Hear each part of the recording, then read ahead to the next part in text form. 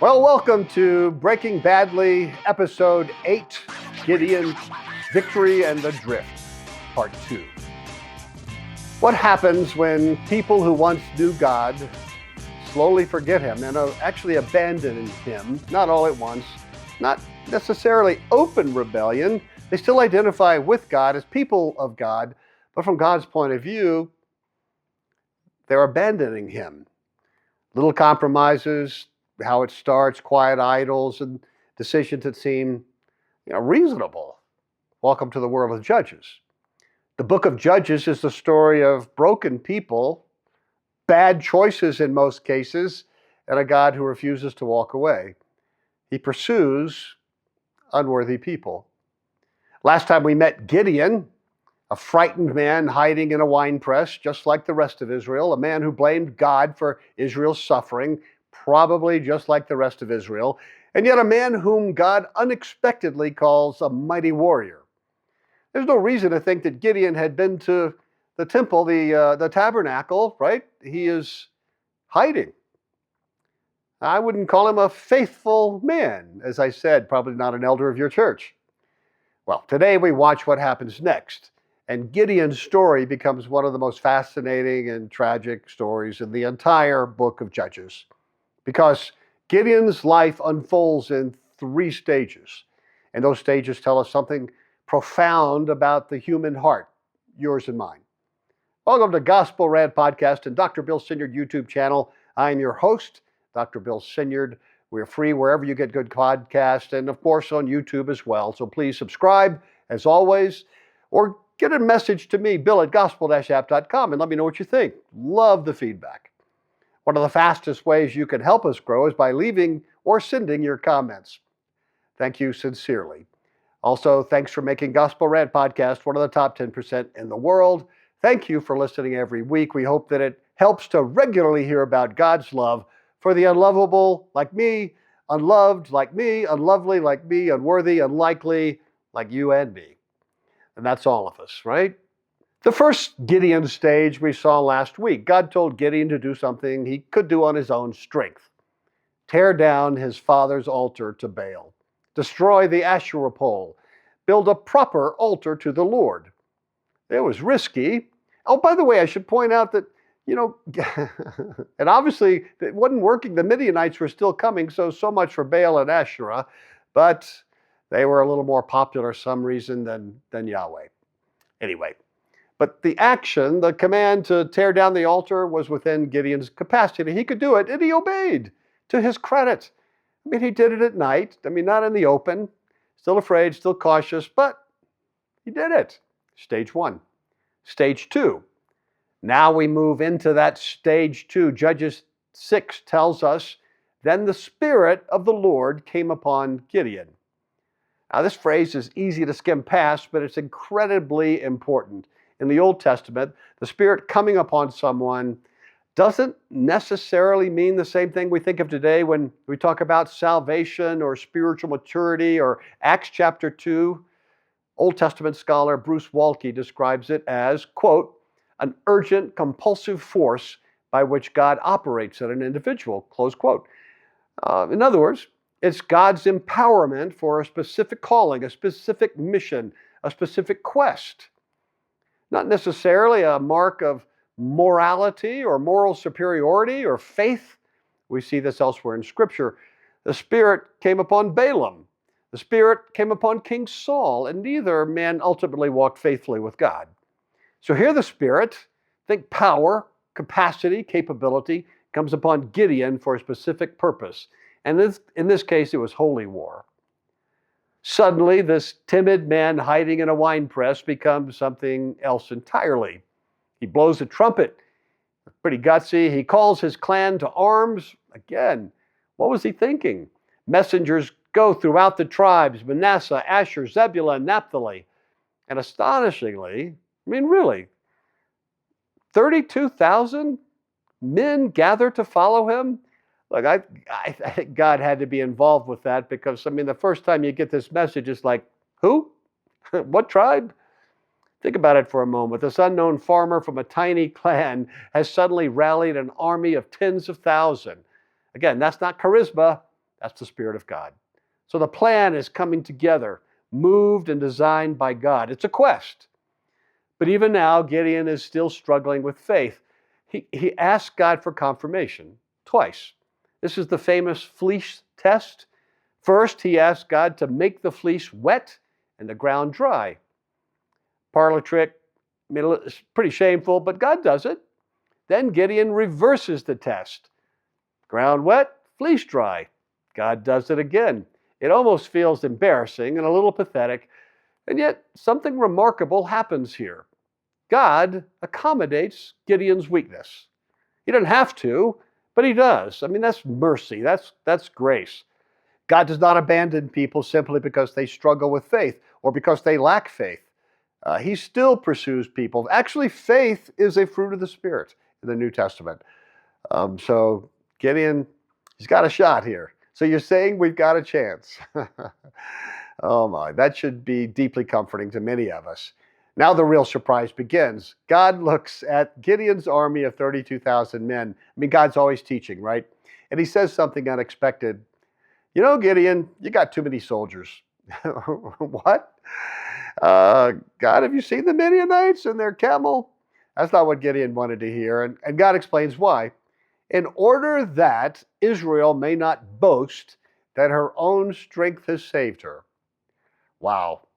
So God refuses anything that would cause Israel to miss the message.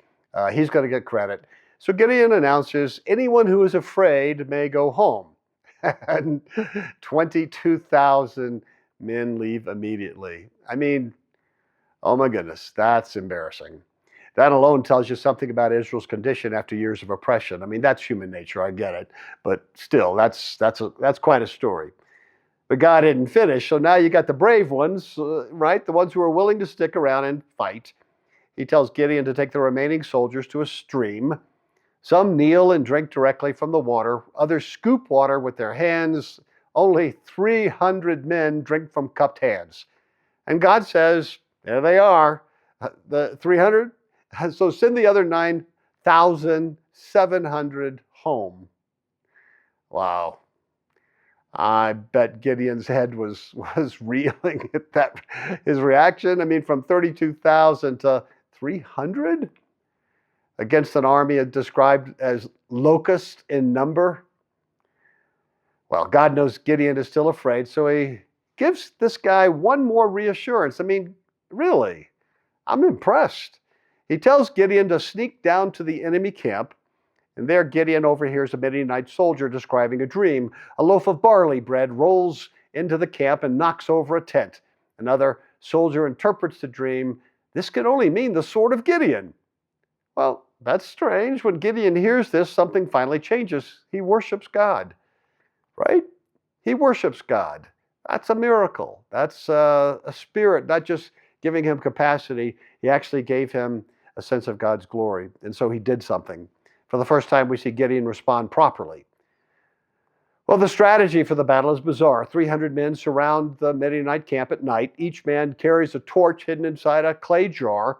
At the signal, they smash the jars, and suddenly 300 torches blaze in the darkness. The men shout, the trumpets sound. The Midianites wake up in total confusion, and in the chaos, they begin attacking each other. The entire army collapses. God wins the battle just as he promised. And this is the pattern we see again and again in Scripture. God calls a human, someone, to a task that is impossible. And they eventually step forward in faith. Eventually. And then God does what only God can do. He wins, and the victory belongs to him. And we tell the stories even today. But he graciously shares the glory with his people. At this point, we might expect something beautiful. Surely Gideon will lead Israel back to God. He's going to lead the nation to Shiloh to worship God where the tabernacle stands, right? He's going to restore worship in the land. But no, because Gideon's heart hasn't changed. Stage 3, doing what seems right. Judges chapter 8 marks the beginning of stage 3. Gideon crosses the Jordan River, chasing the Midianite kings. Now, that sounds reasonable. That sounds harmless. But it actually reveals something, a fatal flaw in Gideon, and maybe most of us. Gideon and his 300 men, exhausted yet keeping up the pursuit, came to the Jordan and crossed it, Judges 8:4. It seems like a minor thing, but it isn't. It's huge. God's charge to Israel and to Gideon, this is God, was very clear. All judicial decisions must be taken seriously and to the letter. Remember, there were 7 nations that were under God's specific absolute death sentence. This was a specific judgment against specific tribe. The Midianites were not on that list. Now, since they entered the land, they were to be defeated, but not destroyed. The harem, I talked about that in an earlier podcast, the harem judgment is from the lips of God. It is not to be expanded apart from that. There are reasons in God's mind alone. Nevertheless, Gideon does what sometimes leaders do.